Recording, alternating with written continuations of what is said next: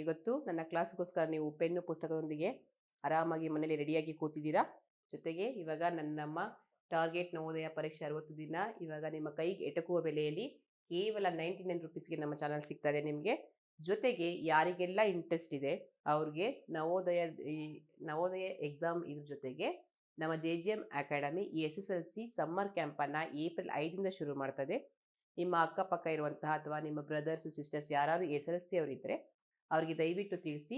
ನಿಮಗೆ ಬೆಳ್ಳೂರಲ್ಲಿ ನಮ್ಮದೊಂದು ಬ್ರಾಂಚ್ ಇದೆ ಮತ್ತು ಬೆಂಗಳೂರಲ್ಲಿ ಬ್ರಾಂಚ್ ಇದೆ. ಯಾರಿಗೆ ಇಂಟ್ರೆಸ್ಟ್ ಇದೆ ಅವರೆಲ್ಲ ಬಂದು ನಮ್ಮ ಚಾನಲ್ ನಮ್ಮ ಅಕಾಡೆಮಿಯನ್ನು ನೀವು ಜಾಯ್ನ್ ಆಗ್ಬೋದು. ಬನ್ನಿ ಇವತ್ತಿನ ತರಗತಿಯನ್ನು ಶುರು ಮಾಡೋಣ. ವಾಕ್ಯ ಸಮುದಾಯ 4. ಬನ್ನಿ ಮಕ್ಕಳ, ವಾಕ್ಯ ಸಮುದಾಯ 4 ನೋಡೋಣ. ಅದರಲ್ಲಿ ಯಾವ ವಿಷಯದ ಬಗ್ಗೆ ನಿಮಗೆ ಕೊಟ್ಟಿದ್ದಾರೆ ಇವತ್ತು? ಯಾವ ಆರೋಗ್ಯದ ಬಗ್ಗೆ ಕೊಟ್ಟಿದ್ದಾರಾ ಅಥವಾ ಸ್ಟೋರಿ ಬಗ್ಗೆ ಕೊಟ್ಟಿದ್ದಾರಾ ನೋಡೋಣ ಬನ್ನಿ. ಸದೃಢವಾಗಿರಲು ಮತ್ತು ಆರೋಗ್ಯವಾಗಿರಲು ನೀವು ದೈಹಿಕವಾಗಿ ಸಕ್ರಿಯರಾಗಿರಬೇಕು. ನಿಮಗೆ ಯಾವುದ್ರ ಬಗ್ಗೆ ಕೊಟ್ಟಿದ್ದಾರೆ ಇವತ್ತು ವಾಕ್ಯ ಸಮುದಾಯವನ್ನು? ನೀವು ಸದೃಢವಾಗಿ ಅಂದ್ರೇನು? ಸ್ಟ್ರಾಂಗ್ ಆಗಿ ಗಟ್ಟಿಯಾಗಿರಬೇಕು ಅಂದರೆ, ಆರೋಗ್ಯವಾಗಿ ಹೆಲ್ತಿಯಾಗಿರಬೇಕು ಅಂದರೆ ನೀವು ದೈಹಿಕವಾಗಿ ಸಕ್ರಿಯವಾಗಿರಬೇಕು. ಯಾವ ಥರ? ನಿಯಮಿತ ದೈಹಿಕ ಚಟುವಟಿಕೆಗಳು ನಿಮ್ಮನ್ನು ಬೊಜ್ಜು, ಹೃದಯ ಸಂಬಂಧಿ ಕಾಯಿಲೆ, ಕ್ಯಾನ್ಸರ್, ಮಾನಸಿಕ ಅಸ್ವಸ್ಥತೆ, ಮಧುಮೇಹ, ಸಂಧಿವಾತದಂತಹ ಗಂಭೀರ ಕಾಯಿಲೆಗಳಿಂದ ರಕ್ಷಿಸುತ್ತದೆ. ನೀವು ಆರೋಗ್ಯವಾಗಿರಬೇಕು, ಸದೃಢವಾಗಿರಬೇಕು, ದೈಹಿಕವಾಗಿ ಸಕ್ರಿಯರಾಗಿದ್ದರೆ ಏನಿಂದ ಬೆನಿಫಿಟ್ಸ್ ಇದೆ, ಏನೇನು ಉಪಯೋಗಗಳಿದೆ ನೀವು ಸದೃಢವಾಗಿ ಆರೋಗ್ಯವಾಗಿದ್ದರೆ ಅಂದರೆ, ನೀವು ನೋಡಿ ದೈಹಿಕ ಚಟುವಟಿಕೆಗಳು ನಿಮ್ಗೆ ಜಾಸ್ತಿ ಮಾಡ್ದಂಗೆ ಏನೆಲ್ಲ ಉಪಯೋಗ ಆಗುತ್ತೆ, ನಮ್ಮ ದೇಹ ಏನೇನು ಉಪಯೋಗವನ್ನು ಪಡ್ಕೊಳ್ಳುತ್ತೆ ಅಂದರೆ, ನಮಗೆ ಹೃದಯ ಸಂಬಂಧಿ ಕಾಯಿಲೆ ಬರಲ್ಲ, ಬೊಜ್ಜಿರಲ್ಲ, ಮತ್ತು ಕ್ಯಾನ್ಸರು, ಮಾನಸಿಕ ಅಸ್ವಸ್ಥತೆ, ಮಧುಮೇಹ, ಸಂಧಿವಾತ ಗಂಭೀರ ಕಾಯಿಲೆಗಳಿಂದ ನಮ್ಮ ದೇಹವನ್ನು ನಾವು ರಕ್ಷಣೆ ಮಾಡ್ಕೋಬೋದು.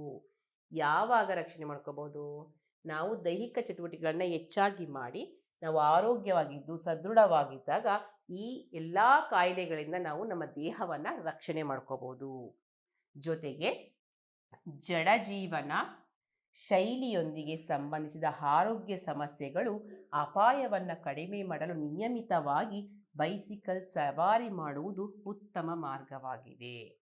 ನೀವು ದೈಹಿಕವಾಗಿ ಸದೃಢವಾಗಿರಬೇಕು, ಆರೋಗ್ಯವಾಗಿರಬೇಕು ಅಂದರೆ ನಿಯಮಿತವಾಗಿ ದೈಹಿಕ ಚಟುವಟಿಕೆಗಳಿರಬೇಕು. ದೈಹಿಕ ಚಟುವಟಿಕೆಗಳಿದ್ದರೆ ಈ ಎಲ್ಲ ಕಾಯಿಲೆಗಳಿಂದ ರಕ್ಷಣೆ ಪಡ್ಕೋಬೋದು. ಜೊತೆಗೆ ಜಡಜೀವನ ಅಂದ್ರೇನು?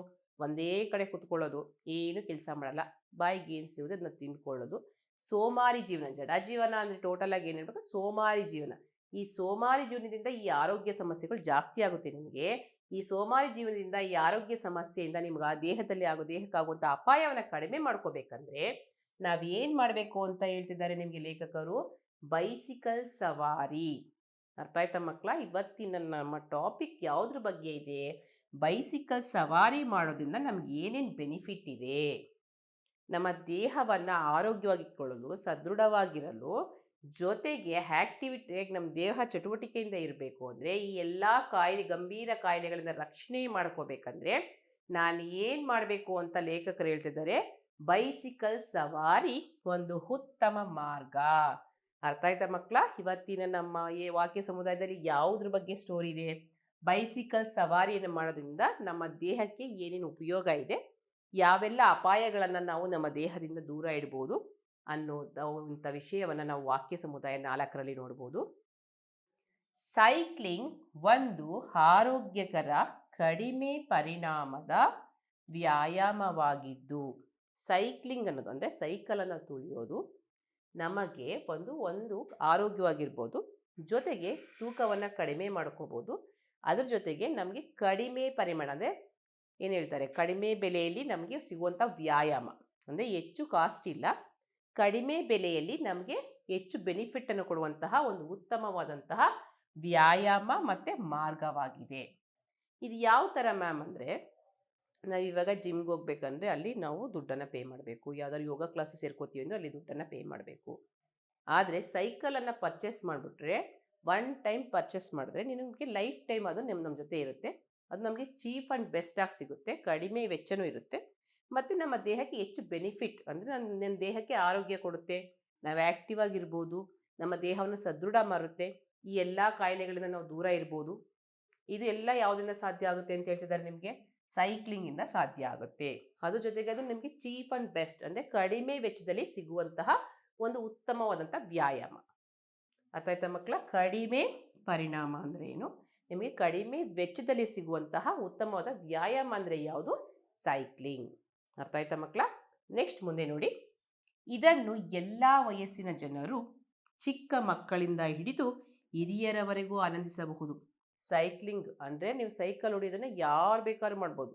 5 ವರ್ಷದ ಮಕ್ಕಳಿಂದ ಹಿಡಿದು ವಯಸ್ಸಾಗಿರುವಂತಹ ತಾತ ಅಜ್ಜಿರು ಸಹ ಸೈಕ್ಲಿಂಗ್ ಮಾಡ್ಬೋದು. ಅದಕ್ಕೆ ಯಾವುದೇ ರಿಸ್ಟ್ರಿಕ್ಷನ್ ಇಲ್ಲ, ಯಾವುದೇ ಲೈಸೆನ್ಸ್ ಇಲ್ಲ. ಯಾರು ಬೇಕಾದ್ರೂ ಸೈಕಲನ್ನು ನಾವು ಆರಾಮಾಗಿ ಆನಂದ ಪಡ್ಬೋದು, ಎಂಜಾಯ್ ಮಾಡ್ಬೋದು. ಇದು ಹಗ್ಗವಾಗಿದ್ದು ಮನಸ್ಸಿಗೆ ಮುದ ನೀಡಿ ಪರಿಸರವನ್ನು ಹಾನಿ ಮಾಡುವುದಿಲ್ಲ. ದಿನನಿತ್ಯದ ವ್ಯಾಯಾಮವನ್ನು ದಿನಚರಿಯೊಂದಿಗೆ, ಅದೇನು ಹೇಳ್ತಾ ಇದ್ದಾರೆ ನಿಮಗೆ ಲೇಖಕರು? ಇದು ನಮಗೆ ಖುಷಿ ಕೊಡುತ್ತೆ, ನಮ್ಮ ದೇಹಕ್ಕೆ ಖುಷಿ, ಜೊತೆಗೆ ಆರೋಗ್ಯ, ಮತ್ತು ನನ್ನ ದೇಹವನ್ನು ಸದೃಢ ಮಾಡುತ್ತೆ, ಜೊತೆ ಆ್ಯಕ್ಟಿವ್ ಆಗಿ ಇಟ್ಕೋಬೋದು. ಅಷ್ಟೇ ಅಲ್ಲದೆ ಇದು ಅಗ್ಗವಾಗಿದೆ, ನನಗೆ ವೆಚ್ಚ ಕಡಿಮೆ ಸಿಗುತ್ತೆ. ಇದರಿಂದ ಏನು ಸೈಡ್ ಎಫೆಕ್ಟ್ಸ್ ಅಂದರೆ ನಮಗೆ ಪರಿಸರಕ್ಕೂ ಏನು ಹಾನಿಯಾಗಲ್ಲ. ನೀವು ಬೇರೆ ವೆಹಿಕಲ್ಸನ್ನು ಯೂಸ್ ಮಾಡಿದ್ರೆ ಅದ್ರ ಹೊಗೆಯಿಂದ ಗಾಳಿಯಿಂದ ಮಲಿನ ಆಗುತ್ತೆ, ನಮ್ಮ ಪರಿಸರಕ್ಕೆ ಏನಾಗುತ್ತೆ, ತೊಂದರೆ ಉಂಟಾಗುತ್ತೆ. ಆದರೆ ನಾನು ಸೈಕಲ್ ಓಡಿಸೋದ್ರಿಂದ ಪರಿಸರಕ್ಕೆ ಯಾವುದೇ ಹಾನಿ ಆಗಲ್ಲ, ಅದು ಪರಿಸರ ಸ್ನೇಹಿ. ಏನು ಹೇಳ್ಬೋದು ನಾವು ಸೈಕ್ಲಿಂಗನ್ನು, ಅದು ಪರಿಸರ ಸ್ನೇಹಿ ವ್ಯಾಯಾಮ ಅಂತ ಕರಿಬೋದು. ಅರ್ಥ ಆಯ್ತಲ್ಲ? ಸೈಕ್ಲಿಂಗಿಂದ ನಮ್ಗೆ ಏನೇನು ಉಪಯೋಗ ಆಗುತ್ತೆ ಅಂತ ಲೇಖಕರು ಹೇಳ್ತಿದ್ದಾರೆ.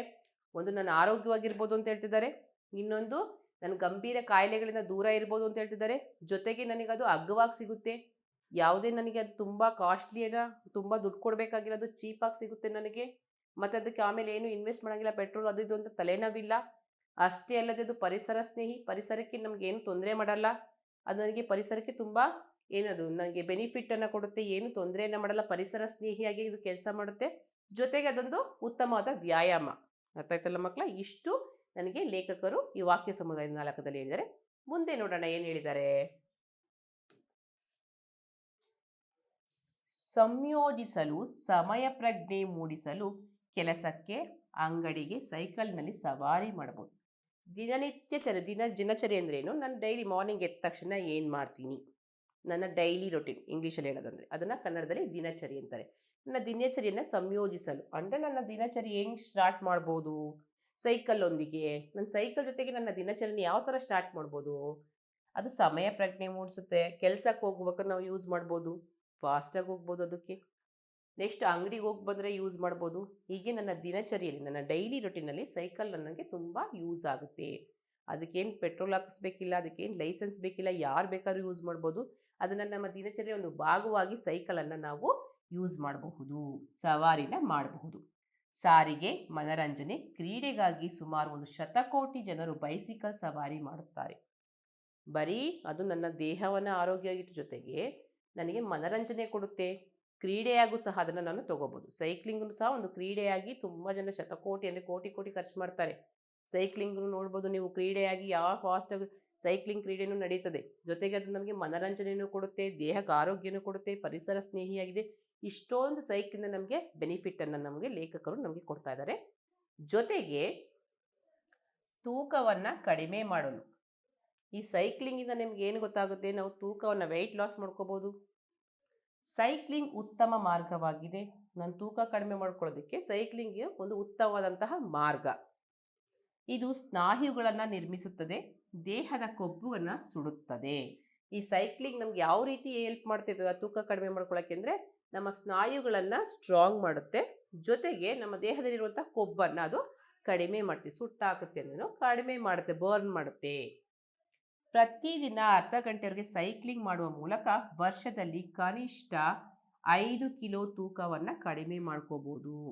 ಅಂದರೆ ಸಂಶೋಧನೆಗಳು, ಅಂದರೆ ವಿಜ್ಞಾನಿಗಳು ಸಂಶೋಧನೆ ಮಾಡಿದ್ದಾರೆ.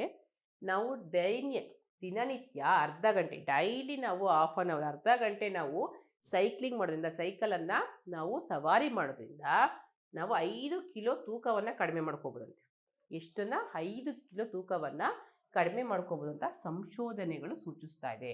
ಯಾರು ಹೇಳ್ತಾ ಇರೋದು? ಲೇಖಕರು.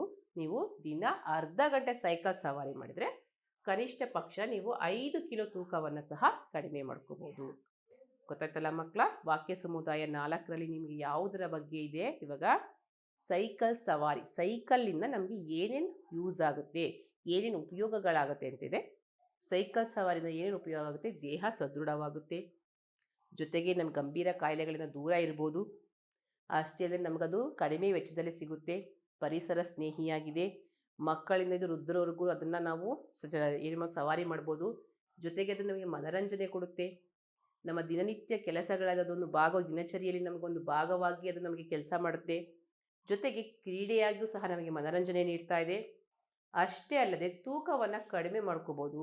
ಸಂಶೋಧನೆಗಳ ಪ್ರಕಾರ ವರ್ಷದಲ್ಲಿ ಕನಿಷ್ಠ 5 ಕಿಲೋ ತೂಕವನ್ನು ನಾವು ದಿನ ಅರ್ಧ ಗಂಟೆ ಸೈಕಲ್ ಸವಾರಿ ಮಾಡೋದ್ರಿಂದ 5 ಕಿಲೋ ತೂಕವನ್ನು ನಾವು ಕಡಿಮೆ ಮಾಡ್ಕೋಬೋದು ಅಂತ ಹೇಳ್ತದೆ. ಅರ್ಥ ಆಯ್ತಲ್ಲ? ಬನ್ನಿ ಇದಕ್ಕೆ ಸಂಬಂಧಪಟ್ಟಂತೆ ಯಾವ ಪ್ರಶ್ನೆಗಳಿದೆ.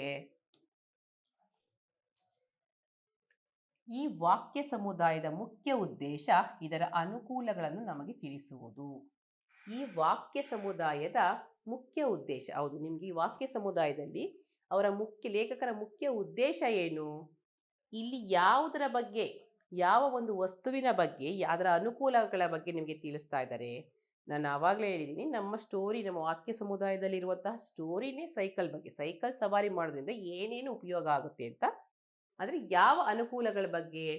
ಸುಸ್ಥಿತಿಯಲ್ಲಿರೋದು ತಪ್ಪು, ವ್ಯಾಯಾಮ ಮಾಡೋದು ತಪ್ಪು, ತೂಕವನ್ನು ಕಡಿಮೆ ಮಾಡೋದು ಏನೂ ಅಲ್ಲ. ನಮಗೆ ಯಾವುದ್ರ ಅನುಕೂಲ ಹೇಳ್ತಿದ್ದಾರೆ ಅವರು? ಸೈಕಲ್ ಸವಾರಿ ಮಾಡೋದ್ರಿಂದ ಏನು ಅನುಕೂಲ ಇದೆ ಅಂತ ಹೇಳ್ತಿದ್ದಾರೆ.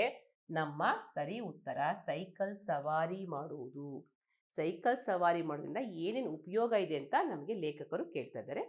ನಾನು ನಿಮಗೆ ಪ್ರತಿ ಒಂದು ತರಗತಿಯಲ್ಲಿ ಹೇಳ್ತೀನಿ, ನಿಮ್ಮ ವಾಕ್ಯ ಸಮುದಾಯದಲ್ಲಿ ಯಾವುದರ ಬಗ್ಗೆ ಲೇಖಕರು ನಿಮಗೆ ಸ್ಟೋರಿಯನ್ನು ಕೊಟ್ಟಿದ್ದಾರೆ, ಕಥೆಯನ್ನು ಕೊಟ್ಟಿದ್ದಾರೆ, ಅದನ್ನು ಮಾತ್ರ ನೀವು ಗಮನ ಇಟ್ಟು ಫೋಕಸ್ ಮಾಡಿ ಆನ್ಸರನ್ನು ಮಾಡಬೇಕು. ನೀವು ಪರೀಕ್ಷೆಯಲ್ಲಿ ಕೂತ್ಕೊಂಡು ಆ ವಾಕ್ಯ ಸಮುದಾಯನ ಒಂದಲ್ಲ ಅಂದರೆ 2 ಸಲ ಓದಿ. ನಿಮಗೆ ನಿಮಗೆ ಕೊಟ್ಟಿರುವಂತಹ ಆಯ್ಕೆಗಳಲ್ಲಿ ನಿಮಗೆ ಈ ಕ್ವಶನ್ಗೆ ರಿಲೇಟೆಡ್ ಆಗುವಂತಹ ಒಂದು ಉತ್ತರಗಳನ್ನೇ ಕೊಟ್ಟಿರ್ತಾರೆ. ಯಾಕೆಂದರೆ ನಿಮಗೆ ಕನ್ಫ್ಯೂಸ್ ಮಾಡಬೇಕಂತ. ನಿಮ್ಮ ಗಮನ ಏನಿರಬೇಕು, ನಿನ್ನ ವಾಕ್ಯ ಸಮುದಾಯದಲ್ಲಿ ಯಾವುದ್ರ ಬಗ್ಗೆ ಲೇಖಕರು ಒಂದು ಕಥೆಯನ್ನು, ಸ್ಟೋರಿಯನ್ನು ಕೊಟ್ಟಿದ್ದಾರೆ, ಅದರ ಬಗ್ಗೆ ಮಾತ್ರ ನೀವು ಗಮನವನ್ನು ಕೊಡಬೇಕು. ನೆಕ್ಸ್ಟ್ ಪ್ರಶ್ನೆ, ಲೇಖಕ ಸೈಕಲ್ ಸವಾರಿ ಪರಿಸರವನ್ನು ಹಾಳು ಮಾಡುವುದಿಲ್ಲ ಎಂದು ಹೇಳುವಾಗ ಈ ಕೆಳಗಿನ ಯಾವುದಕ್ಕೆ ಸರಿ ಹೊಂದುವುದಿಲ್ಲ? ನಿಮಗೆ ಲೇಖಕರು ಏನು ಕೇಳಿದ್ದಾರೆ? ಸೈಕಲ್ ಸವಾರಿ ಪರಿಸರ ಹಾಳು ಮಾಡೋದಿಲ್ಲ. ಹೌದು, ಸೈಕಲ್ ಸವಾರಿಯಿಂದ ಯಾವುದೇ ಪರಿಸರಕ್ಕೆ ನಷ್ಟ ಆಗಲ್ಲ. ಯಾಕೆಂದರೆ ನಾನು ಆವಾಗಲೇ ಕ್ಲಾಸಲ್ಲಿ ಹೇಳಿದ್ದೀನಿ ನಿಮಗೆ, ಅದು ಪರಿಸರ ಸ್ನೇಹಿ ವಾಹನ. ಹಾಗಾದರೆ ಈ ಯಾವುದು ಇದಕ್ಕೆ ಹೊಂದಿಕೆ ಆಗಲ್ಲ? ಇಲ್ಲಿ ಕೊಟ್ಟಿರುವಂಥ 4 ಆಯ್ಕೆಗಳಲ್ಲಿ ಈ ಸೆಂಟೆನ್ಸ್ಗೆ, ಈ ವಾಕ್ಯಕ್ಕೆ ಇದು ಯಾವುದು ಹೊಂದಿಕೆ ಆಗಲ್ಲ, ಮ್ಯಾಚ್ ಆಗಲ್ಲ? ನೋಡೋಣ ಬನ್ನಿ. ಇದು ಯಾವುದೇ ಅನಾರೋಗ್ಯಕರ ಅನಿಲವನ್ನು ಹೊರಸೂಸುವುದಿಲ್ಲ, ಇದು ಸರಿ. ಇದನ್ನು ಪೆಟ್ರೋಲ್ ಅಥವಾ ಡೀಸೆಲ್ ಇಲ್ಲದೆ ಚಲಾಯಿಸುವುದು, ಹೌದು ಗೊತ್ತು. ಇದು ಗಾಳಿಯನ್ನು ಕಲುಷಿತಗೊಳಿಸುವುದಿಲ್ಲ, ಕರೆಕ್ಟು. ಇದನ್ನು ಎಲ್ಲ ವಯಸ್ಸಿನವರು ಓಡಿಸಬಹುದು. ನೋಡಿ ಮಕ್ಕಳ, ಇದು ಯಾವುದು, ಈ ಆಯ್ಕೆ ಯಾವುದು ಮ್ಯಾಚ್ ಆಗುತ್ತೆ ಅಂದರೆ, ನಮ್ಮ ಒಂದು ವಾಕ್ಯ ಸಮುದಾಯದಲ್ಲಿ ಯಾವ ಸ್ಟೋರಿ ಇದೆ, ಇದು ಗಾಳಿಯನ್ನು ಕಲುಷಿತಗೊಳಿಸುವುದಿಲ್ಲ. ಇದು ನಿಮಗೆ ಲೇಖಕರು ಏನು ಕ್ವಶನ್ ಕೇಳ್ತಿದ್ದಾರೆ? ಲೇಖಕ ಸೈಕಲ್ ಸವಾರಿ ಪರಿಸರವನ್ನು ಹಾಳು ಮಾಡುವುದಿಲ್ಲ ಅಂತ ಹೇಳಿದ್ದಾರೆ, ಆದರೆ ಯಾವ ಸೆಂಟೆನ್ಸಿಗೆ ಹೇಳಿದ್ದಾರೆ ನಮ್ಮ ವಾಕ್ಯ ಸಮುದಾಯದಲ್ಲಿ? ಇದು ಗಾಳಿಯನ್ನು ಕಲುಷಿತಗೊಳಿಸುವುದಿಲ್ಲ, ಇದು ಗಾಳಿಯನ್ನು ಕಲುಷಿತಗೊಳಿಸುವುದಿಲ್ಲ ಅಂತ ಹೇಳಿದ್ದಾರೆ. ಇದಕ್ಕೆ ರೈಟ್ ಆನ್ಸರ್, ಇದು ಗಾಳಿಯನ್ನು ಕಲುಷಿತಗೊಳಿಸುವುದಿಲ್ಲ, ಆದ್ದರಿಂದ ಅದು ಪರಿಸರವನ್ನು ಸಹ ಅದು ಹಾಳು ಮಾಡೋದಿಲ್ಲ. ಮುಂದಿನ ಪ್ರಶ್ನೆ, ಜಡ ಪದದ ವಿರುದ್ಧಾರ್ಥಕ ಪದ. ವಿರುದ್ಧಾರ್ಥಕ ಪದ ಅಂದರೆ ಆಪೋಸಿಟ್. ಇವಾಗ ಯಾವ ಥರ? ಮೇಲೆ, ಕೆಳಗೆ, ಆ ಥರ ಆಪೋಸಿಟ್ ವರ್ಡ್ ಯಾವುದು? ಜಡಕ್ಕೆ ಆಪೋಸಿಟ್ ವರ್ಡು ಸಕ್ರಿಯ, ಸೋಂಬೇರಿತನ, ನಿಷ್ಕ್ರಿಯ, ಕುರ್ಚಿಗೆ ಅಂಟಿಕೊಂಡು ಕೂರುವುದು.